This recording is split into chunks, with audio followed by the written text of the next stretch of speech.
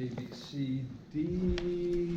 Yes, this is the difference between this area and this area. Alright, so this is, let's call this A, with a right angle here, B, C, so this will be also C. We'll call this D for good measure. And so this is also A, and B, and B, and this is also a right angle. And here we drop a perpendicular from D to the opposite side, right? And so we're going to call this angle, we're going to call this X minus Y, or should we call it, alpha minus beta for good trait sense. So this is going to be alpha here. Quick question on that observation. Yeah. So since you sliced it straight down from the very top point, in this case D down, which looks upper left in this particular case, but when you do that, does that technically make both sides equal size, or is there another factor that comes into play? Because that doesn't look anywhere close to being equal area. Right, so D Oh no. is Next D, time I let's see say, you, right? I gotta pull the curve. No, in that case it would be B. D would be B in this case, right? The idea is we start out with this triangle, and we subtract that triangle, and we're left with this triangle. So the area of triangle ADC is equal to the area of triangle ABC minus the area of triangle ABD. That's the thinking here, right? So I'm subtracting that area from the big area to get the smaller area. Gotcha. So when you get the smaller area, splitting it down the middle from the point D to the right angle that you made, that doesn't segment Yeah, I'm it. just dropping, this is the altitude from D to the opposite side. Right, and both those triangles aren't the same area, correct? No. What's the other requirement for that to take place?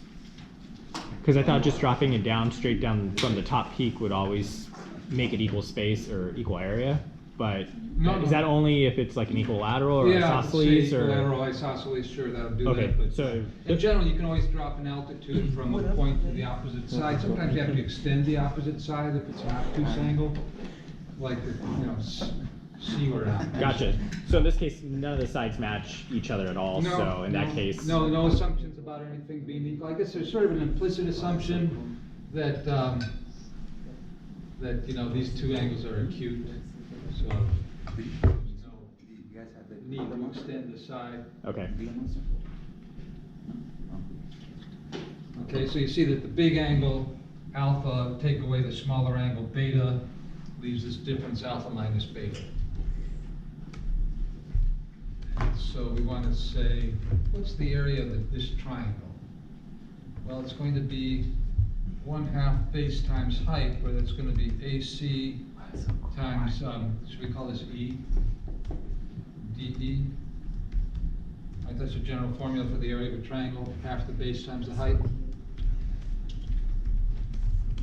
Here it's going to be 1/2 the base AB times the height BC, right? Minus here the base AB, 1/2 again, right? Times the height BD.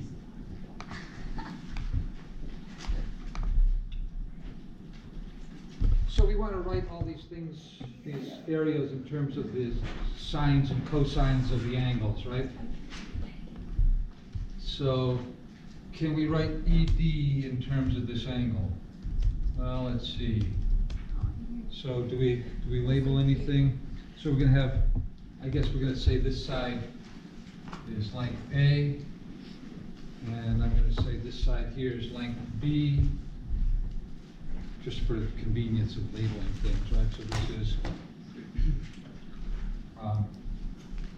B here, right? Same piece, AD, right? And, okay, so now I'm going to say that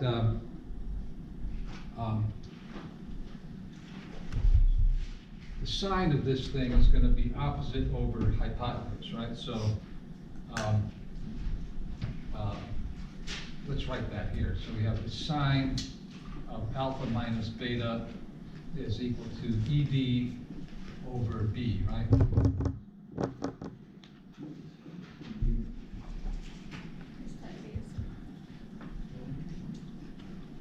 And that means that ED is equal to B times, so this is going to be 1/2 AC times, ED is B times sine of alpha minus beta. I'm just substituting for DE, right? So solving this equation for ED and plugging it in to there. Okay. And then I'm gonna say, that the base of this thing is what? I'm gonna say it's B, so AB is gonna be B cosine alpha. Sorry, B cosine beta. That's what I wanna say, right? Yeah. And where am I getting beta? Beta's not in this triangle. Well, it's in this triangle, right? So, cosine, so here I can see from this triangle here, I can say cosine of beta is equal to adjacent over hypotenuse, which is going to be AB over B, right?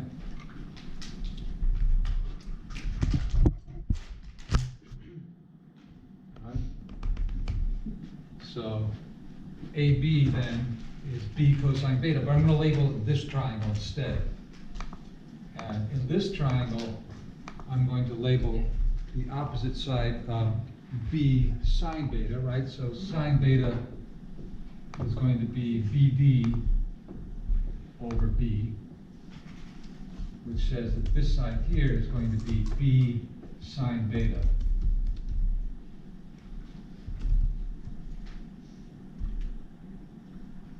And the adjacent side is going to be A cosine alpha. I know, that's in this triangle, but it's the same length, right? So if I say this triangle cosine alpha is equal to adjacent over hypotenuse, that's going to be AB over A.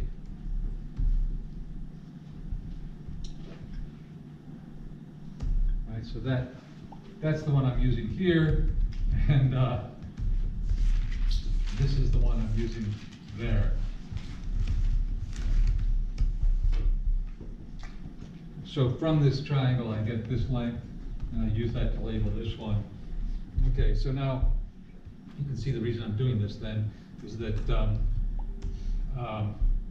base times the height. Do I want to label that one? I do, yeah. So this is going to be BC here. So I also have sine alpha, right? Sine alpha is going to be opposite over hypotenuse, right? So it's going to be BC over A. And so I can label this side here A sine alpha.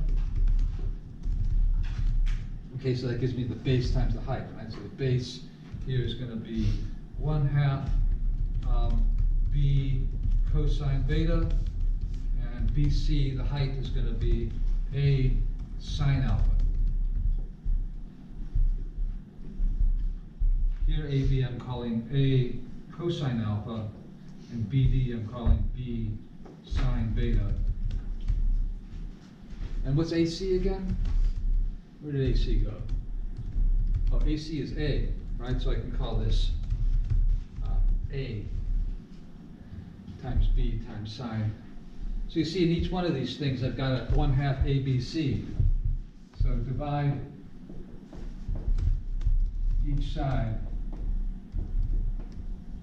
by 1/2 AB. Now what do you get? You get sine alpha minus beta is equal to cosine beta sine alpha, and from here, and then minus cosine alpha sine beta from there. And that's one of our addition identities, I guess the subtraction identity. Which is a little tricky to put together, right? So that's why you want to memorize this one. But it's yet another proof that it's true. This proof using, instead of the distance formula, the area formula. Right? So it's a different proof, but verifies yet again the same thing. And so then we can use the even odd identities to, get the plus. What if beta were replaced by negative beta? Well, this one wouldn't change sign, but this one would, right? So we have alpha plus beta is the sum. And then what about cosine? Well, I got another picture for cosine, but I'm not gonna bother you with it because we got a lot to do. Any questions about anything before we launch into our doings? We should then remember all of the identities we got last time, right? Where should we, let's put them somewhere else. How about over here? Then we don't have to use up our board space. Okay, what are they? Well, we got the ones we just